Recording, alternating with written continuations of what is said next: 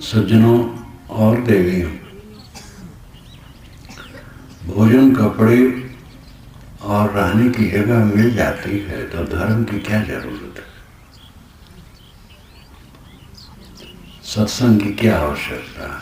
खाना मिले, कपड़ा मिले, रहने की जगह मिले, बस हो गए। धर्म और सत्संग और ज्ञान ये सबसे क्या मतलब है? जवान लोग प्रायः ऐसे प्रमाद में रहते हैं, उनको लगता है धर्म कर्म बेकार है, लेकिन सब जवान नहीं। जवानी में ही प्रायः साधना मार्ग में लोग निकलते हैं, तो कानून सब पर नहीं लगता है। लेकिन ज्यादातर लोग ये सोचते हैं कि धर्म कर्म की क्या जरूरत है, ये ज्ञान और सत्संग इसकी क्या जरूरत है? कमाओ, खाओ, बाल बच्चों को पोषो, जीवन इसी में सार्थक है। कुछ समाजवादी लोग ये सोचते हैं कि धर्म ने देश को, विश्व को डुबाया है। धर्म में जहर है। धार्मिक उन्माद में बड़ी बड़ी हत्याएं हुई हैं। मंदिर मस्जिद का मुद्दा उठा देते हैं और उसमें कितना बड़ा दंगा हो जाता है। हिंदू मुसलमान ईसाई, हिंदुओं में 100 साल के इत्यादि सब लड़ते रहे पहले, कसमकस, तो सब समय, तो धर्म की क्या जरूरत है? ये धर्म जब तक रहेगा तब तक कलह नहीं मिटेगा, ऐसा वो मानते हैं। लेकिन धर्म अलग चीज है और संप्रदाय अलग चीज है।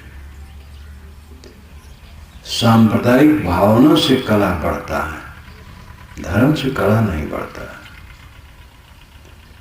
लेकिन संप्रदाय को धर्म कहते हैं, कहते हिंदू धर्म, इस्लाम धर्म, जैन धर्म, बौद्ध धर्म, इसलिए धर्म बदनाम होता है। धर्म ऐसी चीज है कि जिसके बिना किसी का कल्याण नहीं, किसी को सुख शांति नहीं मिल सकती। और उस धर्म को समझने के लिए सत्संग होता है, ज्ञान के ग्रंथ पढ़े जाते हैं, पूजा पाठ होता है। इसलिए इन सब की आवश्यकता है। आदमी कोई मशीन नहीं है। मशीन में तेल पानी डाल दो, चलाओ, चलती रहेगी, रात दिन चलती रहेगी। उसको भी ठंडा करना पड़ता है, कुछ समय के लिए रोकना पड़ता है, लेकिन उसमें कोई मन नहीं है, चेतन आत्मा नहीं है। इसलिए आध्यात्मिक खुराक की उसमें आवश्यकता नहीं है। मनुष्य मशीन नहीं है, मनुष्य कुछ अलग है। मनुष्य क्या, प्राणी मात्र, जानवर भी मशीन नहीं है। बैल घोड़ा गधा केवल मशीन नहीं है, उसमें आत्मा है। लेकिन वहां विवेक बुद्धि नहीं है, इसलिए उनको धर्म कर्म विवेक बुद्धि की बात नहीं समझाई जा सकती। मनुष्य ऐसा है जिसको समझाया जा सकता है। मनुष्य की दो विशेषताएं हैं। एक तो इसका मन बहुत विकसित है, दूसरी बात इसकी वाणी बहुत विकसित है। मन और वाणी, ये दो शक्तियां बहुत बड़ी हैं मनुष्य के पास। जानवरों में भी मन है, लेकिन बहुत संक्षिप्त है। वे अपना आहार विहार जान लेते हैं और सोना जागना, बाल बच्चे पैदा करना, अपने बाल बच्चों को पाल लेना, इतना जानते हैं, आगे नहीं जानते हैं। कुछ जानवरों में थोड़ी बुद्धि होती है, जैसे हाथी है, हाथी में कुछ विदेशी होती है थोड़ी ज़्यादा, और कुछ जानवरों में बया पक्षी है, कितना बढ़िया घोंसला बनाती है, चींटियां हैं, लेकिन वो बहुत थोड़ा थोड़ा केवल शरीर निर्वाह धंधा तक है। ज्ञान विज्ञान की बात उनको नहीं समझाई जा सकती। केवल मनुष्य है जो ज्ञान की बात समझ सकता है, और ये अपनी बातों को कह सकता है और दूसरा मनुष्य उसको समझ सकता है। कहना, सुनना, समझना ये मनुष्य में है। इसलिए मनुष्य के लिए धर्म कर्म की बात है।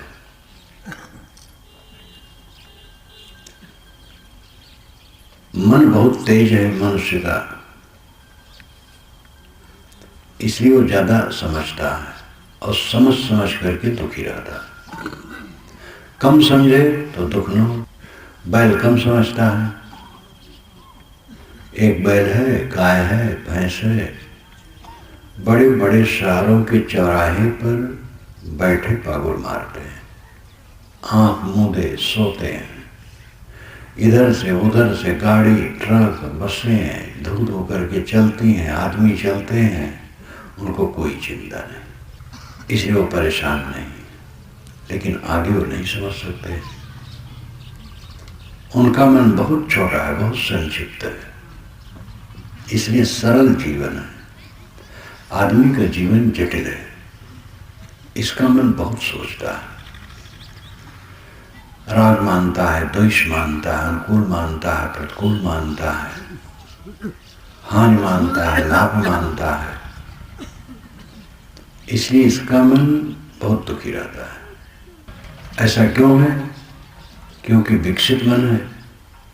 अब उस मन को संभाल करके कायदे में रख लिया जाए तो कल्याण है, कायदे में नहीं रख मिलता है इसलिए नरक है। स्वर्ग और नरक मनुष्य के जीवन में है, जानवर के जीवन में नहीं। वो सहज जीवन जीते हैं, जन्मते हैं, जीते हैं, मर जाते हैं, सहज जीवन का रहता है। मनुष्य का जीवन सहज नहीं है, जटिल है। खाना पानी सब है, बाल बच्चे सब हैं, लेकिन मन दुखी है। जानवरों में ऐसा दुख नहीं। जानवर प्राय निरोगी भी होते हैं क्योंकि प्राकृतिक जीवन उनका होता है,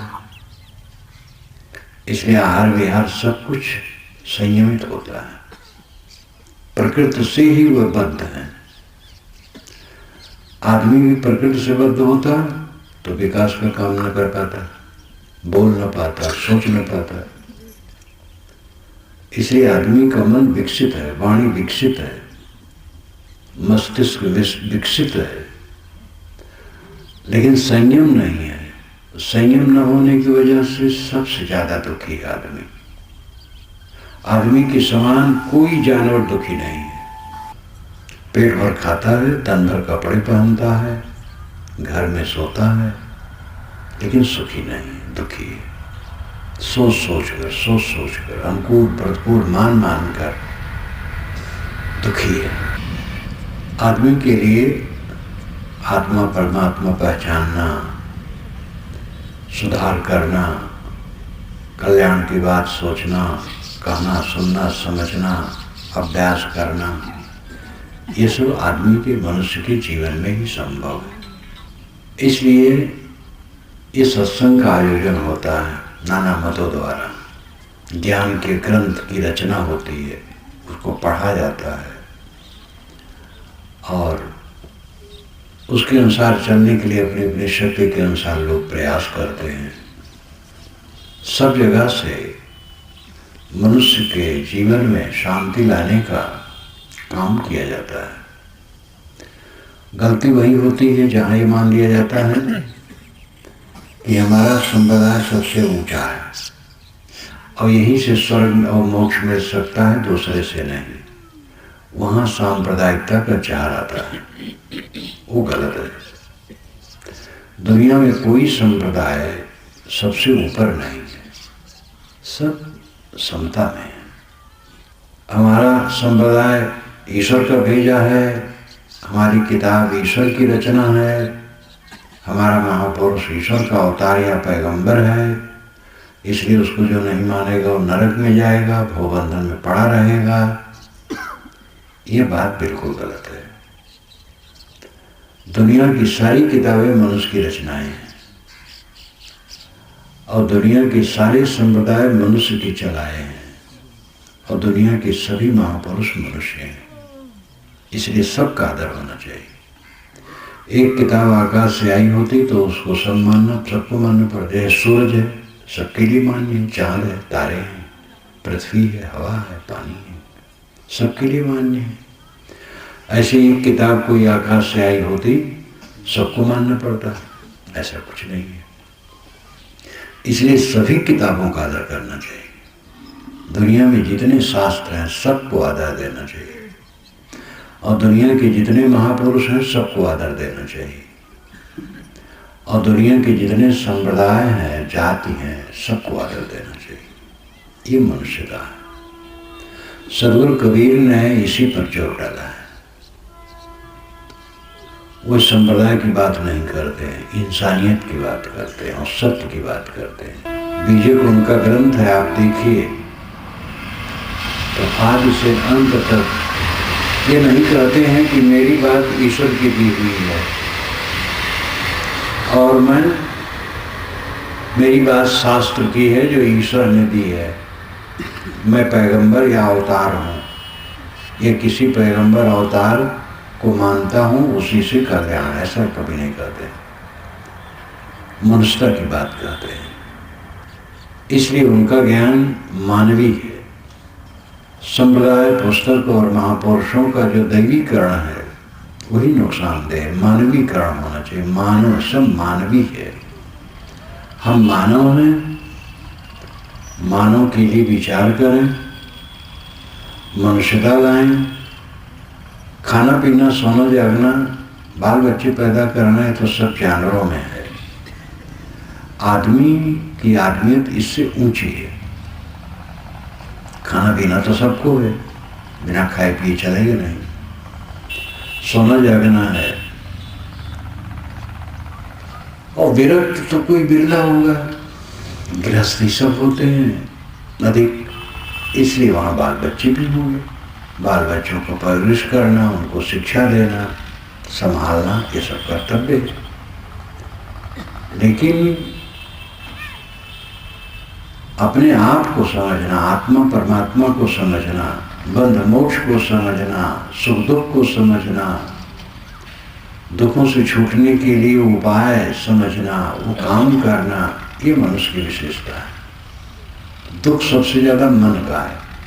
शरीर में पड़ा फुंसी, जड़, बुखार हो जाते हैं, इनमें भी कष्ट होता है, लेकिन मन का दुख सबसे ज्यादा होता है। अगर मन प्रसन्न रहे तो शारीरिक दुख भी कम होंगे और जो होंगे आएंगे चले जाएंगे। मन प्रसन्न रहे तो सब समय सुख शांति। एक राजा और मंत्री में विवाद हुआ था कि मानसिक दुख बड़ा होता है कि शारीरिक। राजा ने कहा शारीरिक, मंत्री ने कहा मानसिक। तो राजा ने कहा कि इसका प्रत्यक्षीकरण कराओ। तो कहा अच्छा समय आएगा तब। तो संयोग पड़ा, एक बकरी का पैर टूट गया था उसी दिन। तो राजा, मंत्री ने कहा सरकार आज इसका मैं प्रत्यक्षीकरण कराऊंगा। तो जिसका पैर टूटा था उस बकरी को एक रस्सी में बांध दिया और उसके सामने घास डाल दी और एक दूसरी बकरी जो सुस्त थी उसके खूंटे में बांध दे और उसके सामने भी घास डाल दी। लेकिन उसके सामने एक लकड़ी का बाग खड़ा कर दिया और रात की बात है। तो बाघ देख करके बकरी जो स्वस्थ थी वो बेचारी परेशान और खींचे रस्सी खूंटे से और मैं करे सिंह को देख करके कि ये खा जाएगा। और रात भर घास बिल्कुल नहीं खाई, अधमरी जैसी पड़ी रही। और जिस बकरी का पेट टूटा था वो बैठी बैठी घास खाती रही, उसको भय नहीं था। तब राजा को लगा कि हाँ, शारीरिक दुख से बड़ा मानसिक दुख होता है। मन का दुख मिटाना यह धर्म का उपदेश है। मन का दुख न रहे, ये धर्म बताता है। मन का दुख कैसे नहीं रहेगा, ये समझना चाहिए। मन बड़ा जटिल है। पेट भर खाता है आदमी और चिंता में जलता है। कपड़ा पहने हैं, सोने की जगह है, सब काम की चीजें सब हैं। तुलना तो नहीं की जा सकती है। किसी का महल है, किसी की झोपड़ी है, किसी का खपड़ेल मकान है, किसी का और भव्य भवन है, लेकिन कुल मिला करके वहाँ सब खाते जीते हैं और क्या करते हैं। जो करोड़पति अरबपति हैं क्या 2-2 कुंतल चावल का भात खाते हैं या हजारों रोटी खा लेते हैं। जो धनी मानी आदमी हो तो बेचारे एक रोटी खाते हो, खट्टी डकार दिन भर आती है, शरीर से काम करते नहीं हैं तो उनको पचता ही कम है। किसान लोग जो डट करके मजदूर काम करते थरिया भर भात खा लेते हैं और कई रोटियां खा लेते हैं। तो इसलिए कोई धनी आदमी ज्यादा थोड़े खा लेता है। काम भर का सबके पास है खाना पीना। मन का दुख सबसे ज्यादा है। मन का दुख मिटाना ये धर्म का तकाजा है, धर्म का ही कर्तव्य है। धर्म यही उपदेश करता है कि मन का दुख मिटे। मन का दुख समझ से मिटेगा। समझ बहुत बड़ी चीज है। फेर परा नहीं तत्व में, नहीं इंद्रियन के माए, फेर परा कछ बुझ में सो निर्वाय होना है। ज्ञानी अज्ञानी के शरीर में जो तत्व लगे हैं वो बराबर हैं और अंग भी वैसे हैं। हाथ पैर आँख नाक कान सब अंग वैसे ही है। समझ में अंतर है। समझ में अंतर होने की वजह से एक आदमी दुखी है, एक आदमी प्रसन्न है। उन्हीं बातों से कहते हैं एक शिष्य एक गुरु बाजार में होके निकले तो एक आदमी गाली देने लगा गुरु महाराज को। शिष्य एकदम गर्म हो गए तो कहा महाराज ये गाली देता है और आप मीठ मीठ बात करते हैं, ये अच्छा नहीं लगता है। तो कहा बेटा जिसके मन में जो है वही तो निकलता है। उसके अंदर में जहर वो निकल रहा है, मेरे अंदर में मिठास वो निकल रहा है। तो गाली तो दोनों सुन रहे थे लेकिन एक की समझ सही थी, एक की समझ सही नहीं थी। गुरु की समझ सही थी, शिष्य वाला नहीं समझता था इसलिए उलझ गया था। समझ ठीक होने पर दुख मिट जाता है। पत्नी ने कट कह दिया तो ये समझना चाहिए कि कट कहने में कोई हेतु होता है। स्वभाव बस भी आदमी कटु कह देता है। उलझा उलझा स्वभाव होता है जिसका बिना हेतु के भी कटु कह देता है। तो समझना चाहिए स्वभाव ही ऐसा है, उसको हमें सहना चाहिए। क्या करे बेचारा, स्वभाव ही ऐसा है। और कोई कारण है कटु कहा है तो किसी कारण से कटु कहा होगा, उस कारण को समझना चाहिए। अगर हम भी कटु कहेंगे तो कटु बढ़ेगा। एक ने कटु कहा हम नहीं कटु कहे तो बात ठंडी हो जाएगी। ये समझ आना जूझब से भर बूझबो भरी जीतते हाय, डाके ते डाकाए को तुलसी देख विचार। गोस्वामी जी ने कहा जूझने लड़ने की अपेक्षा बूझना समझना अच्छा है। जूझब से भर बूझबो भरी जीतते हार, जीत से हार जाना अच्छा है और ठगने की अपेक्षा ठगा जाना अच्छा है। कबीर साहब ने भी कहा है कबीर आप ठगाइए और न ठगिए कोई, आप ठगा सुख उपजे और ठगे दुख होए। अपने को ठगा दो कोई हर्ज नहीं लेकिन दूसरे को न ठगा। अगर हम ठगा जाएंगे तो हमारी चीज जाएगी बस, और अगर हम दूसरे को ठगे तो हमारी अंतरात्मा मलिन होगी। चीज तो फिर आ जाती है, लेकिन मन जब मैला हो जाता है तो बड़ा मुश्किल। इसलिए अपने को खटा दूसरे को न खटा। ये सब समझ, और समझ के साथ साथ अभ्यास। समझ तो है लेकिन अभ्यास नहीं है। मरते कौन नहीं देखता है। हम लोग अनेक मृत्यु के जुलूस में गए हैं, दाह करवाए हैं, दफन करवाए हैं, जल प्रवाह करवाए हैं, लेकिन अपने शरीर की मृत्यु को नहीं देखते हैं। तो अभ्यास नहीं करते, चिंतन मनन नहीं करते, गहरा सोचते नहीं है। हम चाहते हैं हम जीवित रहें, जी करके क्या पाएंगे।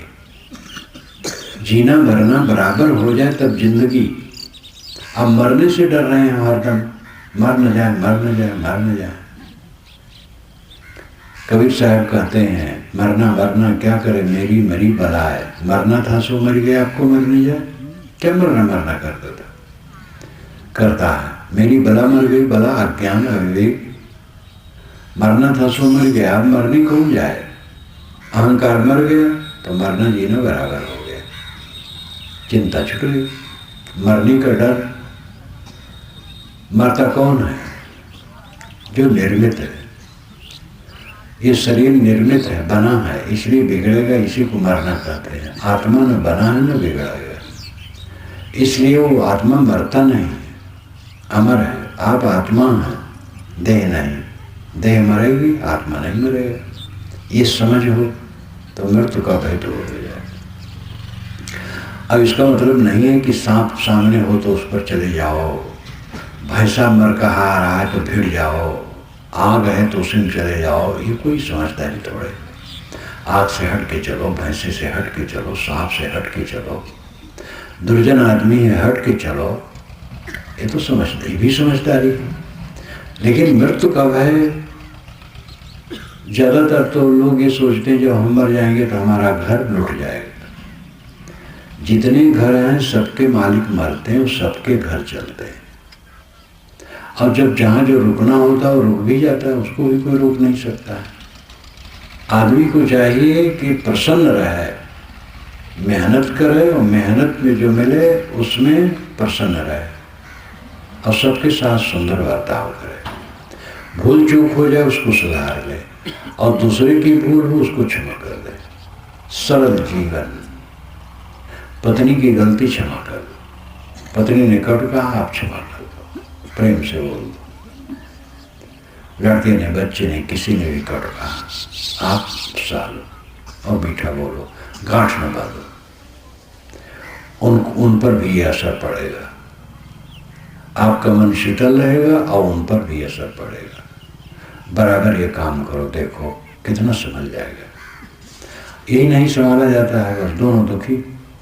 पत्नी ने कुछ कह दिया, आपने डबल कह दिया। अब गृह कलह शुरू हो गया। उठते बैठते वही घूम रहा है। पत्नी के मन में पति के लिए वैर, और पति के मन में पत्नी के लिए वैर। पिता पुत्र में ही, भाई भाई में ही। तनिक से कोई त्रुटि हुई उसको गांठ बांधे और उसी को लेकर के मुंह फुला के बैठे और दूसरे कटकाना शुरू किए।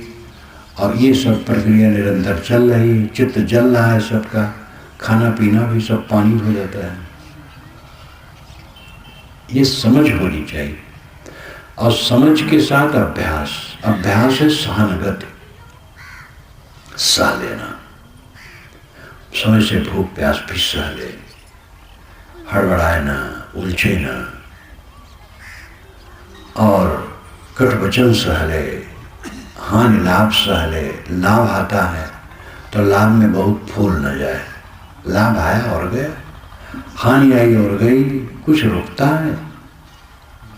10, 20, 30, 40, 50 वर्ष के पहले जो आपको मिला था आज क्या धरा है। देखो आज यहाँ सभा लगी है, ये सभा 3 दिनों तो चलने की बात है और 3 दिन के बाद खत्म हो जाएगी।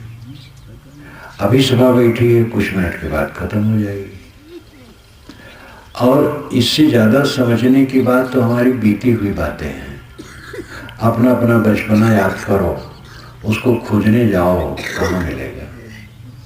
बचपना में गुल्ली डंडा खेलते थे, कबड्डी खेलते थे और झगड़ा झंझट भी करते थे, मारपीट भी कर लेते थे। वो सब मित्र कहाँ गए और संबंध कहाँ गया? माँ बाप जिनकी गोद में हम पले, माँ बाप कहाँ हैं? सब भागता चला जाता है, कुछ स्थिर नहीं है। आज का भी स्थिर नहीं रहेगा। प्राप्त प्राणी पदार्थों में हम उलझते हैं और उलझ करके असंतुष्ट रहते हैं, दुखी रहते हैं। पेट भर खाते हैं और दुखी हैं, तन भर कपड़ा पहनते हैं और दुखी हैं, घर में सोते हैं और दुखी हैं। क्या जिंदगी है? दुख न रहे, चित्त में दुख न रहे, ये कैसे होगा? अच्छी समझदारी। एक कला के बिछड़े बिकन होत सब ठाव। सदगुरु कबीर ने कहा है, एक कला के बिछड़े बिकन होत सब ठाव। एक कला, विवेक कला, बुद्धि कला के बिना सब जगह ये जीव विकल होता है, दुखी रहता है। ब्रह्म स्वरूप, परमात्मा स्वरूप, राम स्वरूप, ये जो कहा जाता है कहीं अलग है, वो आपका ही स्वरूप है। तो आप ब्रह्म हैं, महान हैं, अपनी महानता को समझे। कहा जाता है एक राजा और रानी बहुत राम भक्त थी और राजा कभी राम शब्द कहता तक नहीं था। विवाह हुआ तब से उसको अनुभव यही रहे रानी को, और मन ही मन में सोचे कि राजा बड़ा अच्छा है, लेकिन ये नास्तिक है, राम कभी नहीं कहता है। और राजा के पवित्र आचरण से प्रभावित रहे, लेकिन राम कभी नहीं कहे। तो रानी को बड़ा कष्ट रहे कि ये महानास्तिक है, अच्छा आदमी होते हुए भी। 20 वर्ष बीत गए विवाह के। एक रात को जब राजा करवट लिया तो मुख से निकला हाराम। सोते सोते रानी ने सुन लिया, वो बहुत खुश हुई। सुबह उसने बहुत दान पुण्य किया। तो राजा ने कहा, आज तुम्हें क्या खुशी है? कहे, आपके मुख से रात में राम निकल गया। कहे, सचमुच? कहे, हाँ। तो कहे, राम निकल गए तो मैं रह के क्या करूँगा? उसने शरीर छोड़ दिया। तो कौन राम भक्त का शरीर हुआ? रानी राम राम कहना बहुत जानते थे, लेकिन उसको अनुभव नहीं था, और राजा राम में रमता था। ये भी एक समझाने का तरीका है। बात यह है कि राम सबके अंदर में रम रहा है। साहिब ने कहा, हृदय बसे ते राम न जाना, कस्तूरी कुंडल बसे मृग ढूंढे बरमान, तैसे घट घट राम है दुनिया जानत ना है। कुछ हिरण होते हैं जिसकी नाक में कस्तूरी होती है। कस्तूरी एक गांठ होती है मांस की, कड़ी हो जाती है वो, और अति सुगंधी हो, उसमें वो बड़ी तीव्र सुगंधी होती है। उसको सुगंधी आती है रात दिन, लेकिन वो सोचता है सुगंधी कहाँ है, तो वो घास फूस में खोजता है। समझ जाए मेरी नाभि में कस्तूरी है, उसी से आ रही है, तो खोजना बंद कर दे, सुगंधी तो आ ही रही है। इसी प्रकार आनंद, सुख, शांत की सुगंधी हमें सब तरफ से आती है, लेकिन उसको हम खोजते हैं कहाँ से आती है। हम क्या चाहते हैं? सुख। पत्नी को कोई चाहता है? सुख के लिए लोग पत्नी चाहते हैं, सुख के लिए पत्नी पति को चाहती है, पुत्र को सुख के लिए सब चाहते हैं। और सुख अपना उद्देश्य ना हो तो कोई किसी को नहीं चाहता, सब अपने अपने सुख के लिए चाहते हैं। और अपना असली सुख क्या है? मन की शांति। लेकिन ये समझ में नहीं आता है। वो समझता है विषयों में सुख है, पदार्थों में सुख है, और पदार्थों में सुख खोजते खोजते भटकते भटकते जिंदगी बीत जाती है, वो खाली खाली आदमी रह जाता है। भौरा मैं तो बल जिया बन बन वासन ले, अटके कागज बेल से तड़फ तड़फ जिए दे। भवर विलंबे बाग में बो फूलन की बास, जीव विलंबे विषय में अंतम चले निराश। भौरे सुगंधी में भूल गए, ऐसे जीव संसार के विषय वन में भूल गए, अवंत में निराश होते चले, सब धन धान संपन्न, लेकिन अंत में निराशा हाथ लगती, क्योंकि सब छूट जाने वाला है, सब मिट जाने वाला है। जो स्थिर तत्व है वो आत्म तत्व है, उसी को परमात्मा खुदा गाड कुछ भी कह लो, राम रहीम, वो सबके अंदर में है। आप सुख सागर हैं, समझ नहीं है, इसलिए दुखी हैं। समझ में आ जाए वैसी रानी बना ले, बस सबके सागर हो जाए। विषयों की लालसा जवानी में ये ज्यादा ललक रहती है, लेकिन जब बूढ़ा आदमी होता तो समझ जाता है कि कुछ न मिला, भटकना भटकना भर हुआ और हुआ कुछ नहीं, फायदा नहीं हुआ। लेकिन फिर भी वो मोह नहीं मानता, फिर उसमें फिसल जाता है। समझ करके ठहरने की जरूरत है। समझो और ऐसा काम करो। समझ करके फिर भूल गए तो समझना बराबर हो गया। हाथी को स्नान कराया गया, फिर उसने सों से धूल उठा करके डाल दिया। सारा समझना बेकार हो जाता है जब रहनी नहीं होती है। इसलिए रहनी की जरूरत है।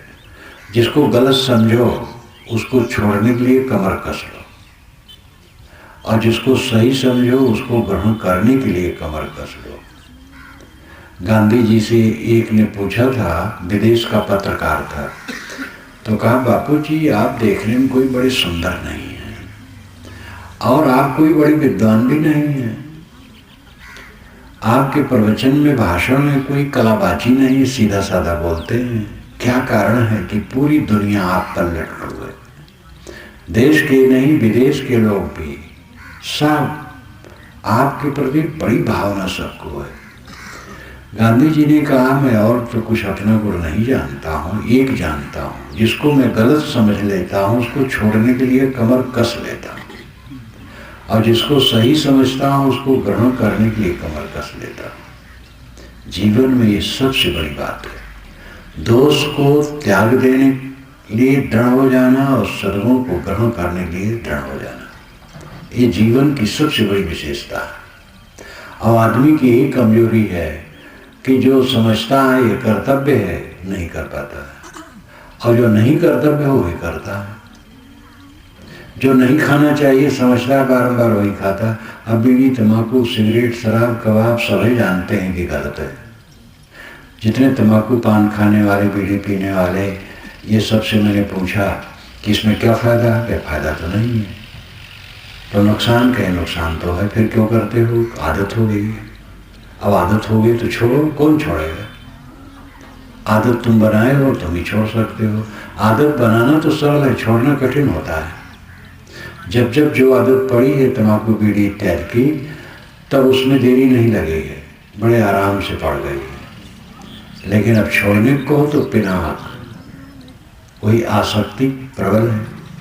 अगर आदमी दृढ़ता से छोड़ दे तो कुछ दिन में सबस हो जाएगा।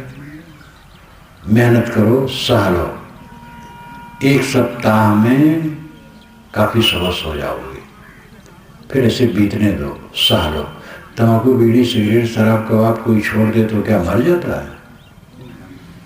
कुछ नहीं, वही मन थोड़ा टाय टाय करता है कुछ दिन, और उसको कसे रहो, बस ठीक हो जाएगा। कोई भी सद्गुण की बात है, सद्गुण ग्रहण करना, दुर्गुण त्यागना, इसके लिए कमर कसने की जरूरत होती है, दृढ़ता लाने की जरूरत होती है, जीवन में उतारने की आवश्यकता होती है। क्रोध ज़्यादा आता है तो अपने क्रोध पर सोचो, नींद खुले सुबह और सोचो 5 मिनट तक कि आज दिन भर क्रोध नहीं करूँगा, चाहे जो बात आ जाए क्रोध नहीं करूँगा। और रात में सोने चलो तो 5 मिनट तक देखो अपने मन को कि दिन भर में हमने कब कब क्रोध आया और क्रोध का कारण क्या था। केवल 10 मिनट 24 घंटे में सोने के पहले और जागने के बाद लगाओ, देखो जीवन में अंतर हो जाएगा। रोज करो तो। ऐसे कोई भी सद्गुण है जब रोज अभ्यास किया जाएगा तो वो जीवन का अंग बन जाएगा। असहनशीलता सबसे बड़ी कमजोरी है, सह नहीं पाते इसलिए भड़कते हैं, इसलिए कटु वचन कहते हैं, इसलिए अपने लोगों में ही हम दुखी लोग कर देते, स्वयं दुखी हो जाते हैं। और सह लें, मीठा बोलें तो शांति आ जाएगी अपने में, और परिवार में, समाज में जहाँ हम रहते हैं उनमें भी शांति आएगी। वे भी सीखेंगे, समझेंगे। अभ्यास की कमी है, समझ की कमी और अभ्यास की कमी। कितने लोग हैं समझते बूझते बहुत हैं। समझ की कमी और जो समझते हैं उसका प्रयोग की कमी। ज्ञान विचार की बात कितने लोग सुनते हैं और जीवन भर से बने रह जाते हैं। जीवन में परिवर्तन आना चाहिए। सत्संग का मतलब है परिवर्तन आए, क्रोध घटे, काम घटे, लोभ घटे, मोह घटे, तृष्णा घटे, झगड़ा झांसा करने की प्रवृत्ति घटे, शांति बढ़े, क्षमा, गम, संतोष बढ़े, सब बातों में, खान पान में पवित्रता हो। इस प्रकार जीवन में परिवर्तन आए तो सत्संग का महत्व है। और जब से सत्संग में आ गए, आज तक बढ़ा गए, तम्बाकू नहीं छोड़ पाए, बीड़ी नहीं छोड़ पाए, झगड़ा करना नहीं छोड़ पाए, पत्नी से लड़ना नहीं छोड़ पाए, लड़के से लड़ते रहते हैं, तो जीवन में क्या हुआ? समझो और अपने को बदलो। मैंने कहा था कि ये हम लोगों का शरीर तो मशीन है, लेकिन इसमें रहने वाला चेतन है। जो बाहर की मशीन होती है उसमें चेतना नहीं है, वो केवल जड़ है, तेल पानी से चलता रहता है और उसमें और कुछ ज़रूरत नहीं है। लेकिन हम लोगों का जो मशीन शरीर है, ये मशीन मैन भी साथ साथ है। इसके अंदर में बैठा हुआ चेतन, और चेतन के साथ मन है। इसलिए पेट की खुराक और मन की खुराक, दोनों की खुराक की जरूरत है। पेट के लिए खाना चाहिए और मन के लिए सत्संग, साधना इत्यादि करना चाहिए। पेट भी संतुलित हो, मन भी संतुलित हो, बस जीवन सुखी। कम खाओ, गम खाओ, एक वाक्य है, सारा वेद शास्त्र इसी में है। कम खाओ, शरीर ठीक रहेगा, गम खाओ, मन ठीक रहेगा। गम खाने का मतलब सह लेना, संतोष करना, सब जगह संतोष वृत्ति अपनाना। लोग कहते संतोष करेंगे तो विकास रुक जाएगा, तृष्णा होनी चाहिए, और मिले और मिले। तो सबको तो असंतोष है तो कितना विकास हो गया। असंतोष से कहीं विकास होता है? असंतोष से तो आदमी का जी जलता है। तृष्णा करने से, असंतोष करने से कहीं चीज बढ़ जाती है। मेहनत करो और भाग्य में जो होगा वो होगा, दोनों बातें हैं।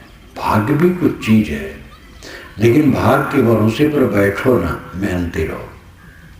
मेहनत करोगे और तकदीर में जो होगा मिलेगा।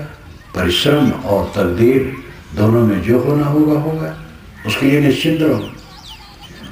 कर्म करे और है अकर्मी ऐसी युक्ति बतावे। सदगुरु कबीर की पंक्ति है कि गुरु ऐसा बताता है कि कर्म करो और अकर्मी रहो। कर्म करते हुए भी कर्म की आसक्ति छोड़कर, कर्म फल की आसक्ति छोड़ करके रहो। बच्चे का पालन पोषण करो और बच्चे से कुछ न चाहो। वो सेवा कर दे, धन्यवाद दो, न सेवा करे, धन्यवाद दो। लेकिन चार बूढ़ी जब इकट्ठे होंगे तो अपने बच्चों की निंदा शुरू करेंगे। एक दूसरे से मिलेंगे, भैया राम राम, राम राम, कुशल मंगल। कहा कुशल कहे, लड़का कहे नहीं। दूसरा कहेगा, अरे यार तुम्हारा लड़का तो कहा भर नहीं मानता, हमारा लड़का तो हमें गाली देता है।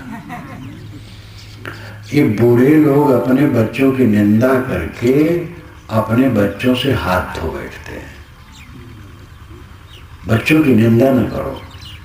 कोई कहे तो कहो नहीं बच्चा बढ़िया है, ना आज्ञा मानता तो भी को आज्ञा मानता है और सेवा करता है, सब ठीक है, कुछ निंदा न करो। तो उसके मन में भी जगह बनेगी।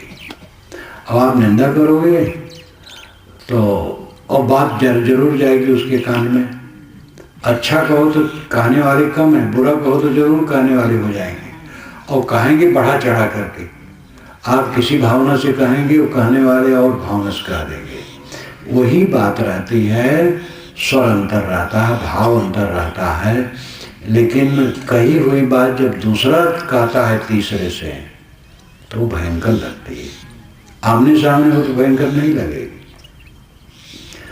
तो चार बूढ़े जब बैठेंगे तो अपने बच्चों की निंदा करेंगे, और ये देवियाँ जब बूढ़ियाँ बैठेंगी तो अपने बहुओं की निंदा करेंगी। आज देवियों को समझना चाहिए कि इनके बुढ़ापा में इनकी सेवा कौन करेगा? बहू करेगी। और बहू की निंदा करती हैं जब, तब बदला लेगी। फिर जब मलकिन बनेंगी तब बासी रोटी दे देगी तुम्हें।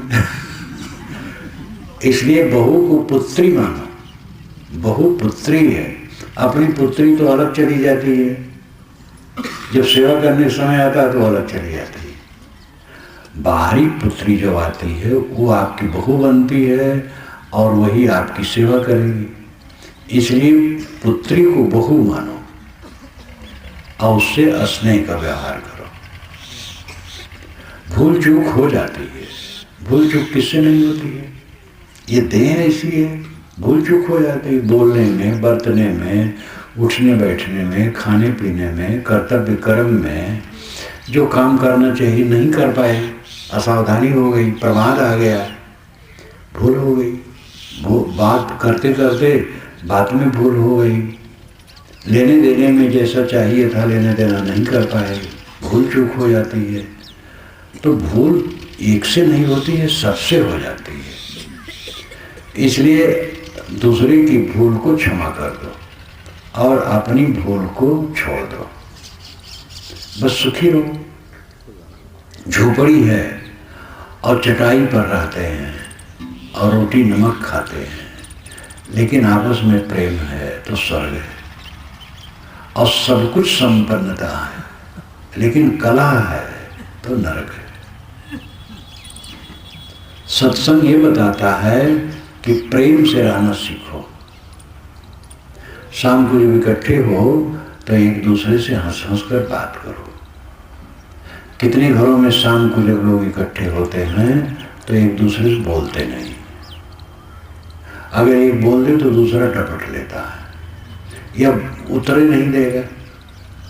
भोजन का समय आया तो एक भोजन में बैठा है तो एक बाहर बैठा है।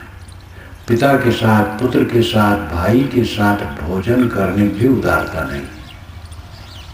एक साथ बैठना, बातचीत करना, प्रेम की बात करना, हंसना, बोलना, ये नहीं हो पाता है। इसका कारण क्या है? मन की मलिनता। और मन की मलिनता का जो कारण है वो महाझूठ है, वो है अहंकार। और सबका अहंकार झूठ है। रतन का जतन करो माणी का श्रृंगार, आया कबीरा फिर गया झूठा है अहंकार। साहब कहते रतन शरीर मिला है, जतन से रखो, संयम से रखो। सारा श्रृंगार माणी का है, जो चमक दमक है, कपड़े पर माड़ी चढ़ती है, बड़ी चिकना दिखता है कपड़ा, धो दो तो खखरा हो जाता है। ऐसे सारी चमक दमक क्षणिक है। इसमें जितने बूढ़े हैं, जब ये 20-22 वर्ष के रहे होंगे तो चमकते रहे होंगे। अब सब बूढ़े हैं, दांत उखड़ गए, चाम में सिकन आ गई, बाल उजले हो गए, सब विवरण, सब विकृत। सारी चमक दमक क्षणिक है। चमक दमक में न भूलें, भोगों की लालसा छोड़ें, संयम से रहें। भोगी जीवन दुखी जीवन होता है। संयम से रहो। जो आवश्यक है खान पान, उसमें भी सादापन, सरलता और कम खाना। सदैव कम खाना चाहिए। कम खाने वाला आदमी सुखी रहेगा। और खाते समय जिप चटोरी में पड़ के ज़्यादा खा लिया तो 10-15 घंटा परेशान रहेगा। और बराबर अगर कोई ज़्यादा खाता है तो अस्थायी रोग बन जाता है। कभी कभार भूल चूक हो गई तो दूसरी मीटिंग में सावधान हो जाओ। तो वो कष्ट थोड़े दिन का रहेगा, थोड़े घंटे का रहेगा। और बराबर जिप चटोर आदमी रोज जो ज़्यादा खाता है तो पेट खराब हो जाएगा और आंत में विकार हो जाएगा और गैस उसकी बनेगी खराब और वो शरीर पर बुरा असर डालेगी। बराबर ज़्यादा खाते खाते रोग बढ़ता है। खाने में संयम रखो और सोचने समझने में भी संयम रखो। उद्वेग छोड़ो। ये मन का उद्वेग क्यों होता है? अहंकार के कारण। अब अहंकार सबको प्यारा है, दूसरे का अहंकार प्यारा नहीं है। लड़का अगर ऐंठ करके बोल दे तो हमें बड़ा झटका लगता है, लेकिन हम चाहे जितना ऐंठें उसका अहंकार रहता है, क्योंकि हम पिता हैं। लेकिन पिता पुत्र ये तो मर्यादा है। मनुष्य सब है, मनुष्य केवल, और सबके पास अहंकार है। कोई नागनाथ है, कोई सांपनाथ है। सबके अंदर में सांप बैठा है। साहब ने तो कहा है, काला सर्प शरीर में खाइन सब जग झारी, बिरले तेज अरबाजी है रामी बजे बिचारी। काला सांप सबके शरीर में है, काला सर्प शरीर में सब जग खाइन झारी। वो काला सर्प कौन है? अहंकार। सबके अंदर में अहंकार है। अहंकार से देह बनी है, इसलिए कोई आश्चर्य नहीं है। अगला आदमी अहंकार करता है तो आश्चर्य हम न करें। हमारे में अहंकार है, अपने अहंकार को मारें। हंता माँ सब ही पड़े, हंता देखे साध, हंता तेने हरा रहे गुरमुख दृष्टि अबाध। श्री रामराज साहब ने पंचग्रंथी नाम की बड़ी पुस्तक लिखी है। आज से 100-150 वर्ष पहले की पुस्तक है, वो 200 वर्ष पुरानी करीब करीब। बहुत महत्वपूर्ण पुस्तक है। उसमें ऐसा खियाती दोहाता है, हंता वहां सब ही पड़े, हंता देखे साध। सारा संसार अहंकार में डूबा है। जो अपने अहंकार को देखे वो साधु है। हंता देखे साध। जो अपने अहंकार को देखे वो मारे वो साधु है। सांप को अगर हम देखेंगे तो तुरंत भाग खड़े होंगे, और जो अपने अहंकार को देख लेगा वो विनम्र हो जाएगा, सोचेगा ये सांप हमें काट खाएगा। हम अपने अहंकार को देख नहीं पाते, अहंकार में चिपक जाते हैं, अहंकार में हो जाते हैं, तो अहंकार अच्छा लगता है और वो हमें दुख देता है। अपने अपने अहंकार को मारो। परिवार में जितने लोग हैं सब अपने अपने अहंकार को देखने लगे, झगड़ा खत्म। लेकिन शुरू कौन करे? खुद शुरू करो। स्वयं आदमी शुरू करे, जो सोचता है समझता है, अपना अहंकार मारे। पत्नी की सहारे, पुत्र की सहारे, भाई की सहारे, सब की सहारे, और विनम्र रहे। अभ्यास करो, देखो।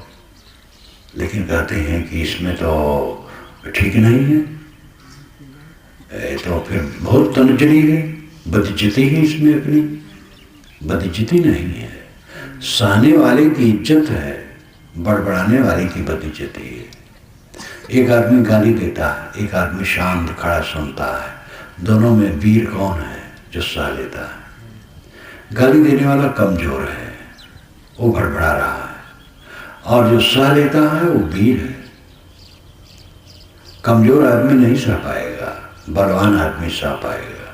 बलवान बनो, सहनशील बनो, धैर्यवान बनो। जीवन को सही ढंग से जीने से सुख अपने आप उत्पन्न होता है। जीवन को सही ढंग से लोग नहीं जीते हैं।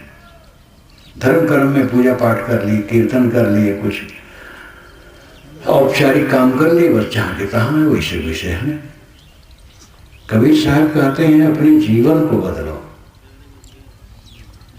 खान पान एकदम शुद्ध रखो, अंडा मांस मछली से दूर रहो, नशा का किसी प्रकार का सेवन न करो, पान भी न खाओ, मुंह खराब करता है, दांत खराब करता है। कोई दुर्व्यसन का ग्रहण न करो, नशा मांस से दूर। जो सात्विक भोजन है वो भी संतुलित करो, ज़्यादा जम करके न करो, पेटू न बनो, हल्का भोजन करो और सबके साथ सुंदर बर्ताव करो, मीठा बर्ताव, मीठ बोलो, विनम्र होके बोलो, छोटे से भी विनम्र होके बोलो। छोटा बड़ा क्या है, सब बराबर है। और आदमी को तो ये समझना चाहिए हमसे सब बड़े हैं, हम सबसे छोटे हैं। विनय अवनत हो जाओ। देखो पानी सबसे नीचे बहता है और सबका पोषण करता है। पानी जीवन दाता है और सब के नीचे जाकर के बहता है, नीचे खेत में चला जाता है और जीवन दाता है। ऐसे अपने को विनम्र बना करके सेवा करो तो देखो जीवन में कितना परिवर्तन आएगा। जीवन हमारा वैसे वैसे बना रहता है। एक तो सत्संग ज्ञान विचार से बहुत दूर है और जो लोग सत्संग ज्ञान विचार में लगते हैं उनमें कम लोग हैं जो ये ध्यान दें कि हमारा जीवन बदलना चाहिए। व्यापार वही सफल है जिसमें धन बढ़े। 1 लाख रुपए लेकर के व्यापार शुरू किए और 6 महीने में 50,000 आ गया, मूल ही आधा खा गए। 10 महीने में 20,000 रह गया। ये कौन सा व्यापार है? 1 लाख पूंजी लगाए, हर महीने में नफा बढ़े, थोड़ा थोड़ा बढ़े लेकिन बढ़े, नफा बढ़ता जाए, फायदा होता जाए, तब व्यापार सफल है। जीवन में बचपना से आज तक दुख बढ़ता गया तो जीवन का व्यापार असफल होगा, दिवाला पिट गया। बचपना में सरलता थी, प्रसन्नता थी, जवानी में वो चली गई। जवानी में समझ तो हुई लेकिन सरलता नहीं रह गई। जवानी में समझ तो हो जाती है लेकिन अनुभव नहीं रहता है। जवानी में लगता है चारों तरफ से सुख आ रहा है, बूढ़ा समझ जाता है सुख नहीं झंझट है। उसने भी समझा था जवानी में कि सुख आ रहा है लेकिन देखते देखते लगा कि सुख सरक गया, मिला नहीं। तो बूढ़ा आदमी को अनुभव हो जाता है कि ये दुनिया खट्टी है। जवान समझता है बड़ा मीठा है, आ रहा है, अभी मिलेगा सुख, अभी मिलेगा सुख, वो भटकता है। बचपना का गुण है सरलता, जवानी का गुण है समझ और बुढ़ापा का गुण है अनुभव। ये तीनों अगर जीवन में रहें तो बस क्या पूछना है। परिपक्व अवस्था में, बुढ़ापा में सरलता रहे और समझ सही रहे और अनुभव तो वही है कि दुनिया खट्टी है तो संभल के चलेगा। जिस दुनिया में हम इतना ठोकर खाए हैं अब फिर वही बेवकूफ़ी काम करें जिससे फिर ठोकर खाएं। अब समझ साल करके चले। भौतिक पदार्थों की आवश्यकता शरीर के लिए है, ये सभी महसूस करते हैं, लेकिन क्या आध्यात्मिक बोध और समझ और साधना की जरूरत नहीं है? उसकी सबसे बड़ी जरूरत है। आप क्यों कमाते हैं? खाने के लिए। क्यों खाते हैं? जीने के लिए। क्यों जीते हैं? इसका पता नहीं। यह क्या जीवन है? कमाएं खाने के लिए, खाएं जीने के लिए और जिए सुख से रहने के लिए। तो खाते हैं, जीते हैं लेकिन सुख से नहीं रहते हैं क्योंकि मन शांत नहीं है, मन में कलह भरा है। परिवार के लिए कलह, साथियों के लिए तो रहते हैं, पास वालों के लिए रहता, पास वालों के लिए राग द्वेष होता है, दूर वालों से कोई मतलब नहीं होता है। समझदारी यह है कि जो साथ में रहने वाले हैं उनमें प्रसन्न रहो। प्रसन्नता जीवन का धन है और चीज़ों में हमारी व्यवस्था नहीं है। शरीर बदलेगा, जीर्ण होगा, दांत उखड़ेंगे, बाल पकेंगे, झुर्रियाँ आएंगी, कमजोरी आएगी, रोग भी आ सकता है, प्रतिकूलता आएगी, अनुकूलता आएगी, सम्मान मिलेगा, अपमान मिलेगा, प्रिय लोग बिछुड़ जाएंगे, अप्रिय संयोग भी हो जाएगा। ये दुनिया में आता रहता है, इसको कोई रोक नहीं सकता है। लेकिन सभी स्थितियों में हमारा मन प्रसन्न रहे, ये हमारी अच्छी समझ से हो सकता है। सभी स्थिति में हम प्रसन्न रहें। ये संसार द्वंद्व का घर ही है, विरोधी गुणधर्मों का संसार है। देखो ऑक्सीजन और हाइड्रोजन दोनों विरोधी हैं। ऑक्सीजन प्राणप्रद है और हाइड्रोजन प्राणनाशक है, लेकिन दोनों तत्व मिलकर के जीवनदायी जल बनता है। स्त्री पुरुष विरोधी लक्षण के हैं और दोनों से सृष्टि होती है, पुरुष पुरुष से नहीं, स्त्री स्त्री से नहीं।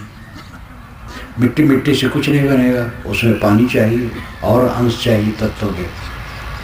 तो विरोधी तत्वों और विरोधी गुणों से सारी रचनाएं होती हैं। जिस संसार में हम हैं यहाँ स्वभाव ही है विरोध का। विमत, सबका मत अलग अलग कुछ न कुछ होता है, सबका विचार अलग अलग होता है, इसलिए इसमें विरोध होने में देरी नहीं है। समझदार का काम है कि विमत रहे लेकिन विरोध में न पड़े, कलह में न पड़े। विचार अलग अलग है और उसके लिए साहिब ने कहा है, अपनी कहे मेरी सुने सुन मिले एक हुए, हमरे देखत जग जात है ऐसा मिला न कोई। अपनी बात कहे मेरी बात सुन ले और सुन करके मिल करके एक हो जाए। एकता में सुख है। अब अहंकार मारे बिना, झुके बिना, अपना स्वार्थ जीते बिना ये होने वाला नहीं है। जब हम सत्संग, स्वाध्याय, चिंतन, मनन में लगते हैं और इसका अभ्यास करते हैं तो हमारे मन में परिवर्तन आता है और स्वभाव बदलता है, आचरण बदलता है, सद्गुण बढ़ते हैं, दुर्गुण क्षीण होते हैं, तो जीवन में सुख शांति का विस्तार होता है। और आध्यात्मिक सुधार होने से पारिवारिक सामाजिक सुधार, संबंधित सुधार अपने आप होता है। एक एक आदमी व्यक्ति है और बहुत व्यक्तियों का समूह समाज है। समाज कोई व्यक्ति नहीं है। एक एक व्यक्ति सुधरे तो समाज सुधार का ही अर्थ होता है और उसमें हमें अपना नंबर देना चाहिए, अपना हम सुधरें, हमारे द्वारा दूसरों को तकलीफ न होने पाए। अगर कहीं तकलीफ हुई तो सावधान हो जाए, फिर से न हो। और दूसरे द्वारा हमें कुछ हुआ उसमें तकलीफ माने ही ना, तो फिर सुख शांति है। तो मैंने आपसे कहा था कि भाई हम खाते पीते हैं, काम धंधा करते हैं, सब कुछ है, ये सत्संग वत्संग की क्या जरूरत है। जो लोग ऐसा कहते हैं वे समझते नहीं। हम लोग मशीन नहीं है केवल कि तेल पानी डाल दो शरीर चले बस हो गया। इसमें आत्मा है, मन है। ये सब कुछ समझना, संभालना अपने को, गलत आदतों को छोड़ना, अच्छी आदतों को बनाना, दुर्गुण छोड़ना, सद्गुण ग्रहण करना, समन्वय करना, समता से चलना, सबके साथ प्रेम का बर्ताव करना, शील से रहना और ये समझना कि ये जीवन ही सब कुछ नहीं है। ये शरीर मिट जाएगा, इस शरीर के बाद भी आत्मा रहेगा। जो किए धरे रहेगा उसी का फल आगे चलेगा। इसलिए हमारा जो आध्यात्मिक जीवन है वो अनंत है, शारीरिक जीवन क्षणिक है। हम अपने अनंत आध्यात्मिक जीवन को भी समझें। ये सब बातों के लिए सत्संग होता है। इसलिए सत्संग की महती आवश्यकता है। सत्संग करो, सद्ग्रंथ पढ़ो, साधना करो, जितना जो जैसे समझते हो, कुछ न कुछ करो, तो करते करते फिर और करोगे। मैं तो देखता हूँ कोई शिवलिंगी पर पानी डालता है तो मेरा मन खुश होता है, कुछ तो करता है। ये धीरे धीरे फिर और भी समझेगा, असली शिव को भी समझेगा, और जो कुछ नहीं करे वो क्या समझेगा। इसलिए जैसा समझते हो कुछ करो, लेकिन उदार होकर के संतों की संगत करो और अपना कल्याण करो। मैं अपनी वाणी को विराम देता हूँ। बोलिए सद्गुरुदेव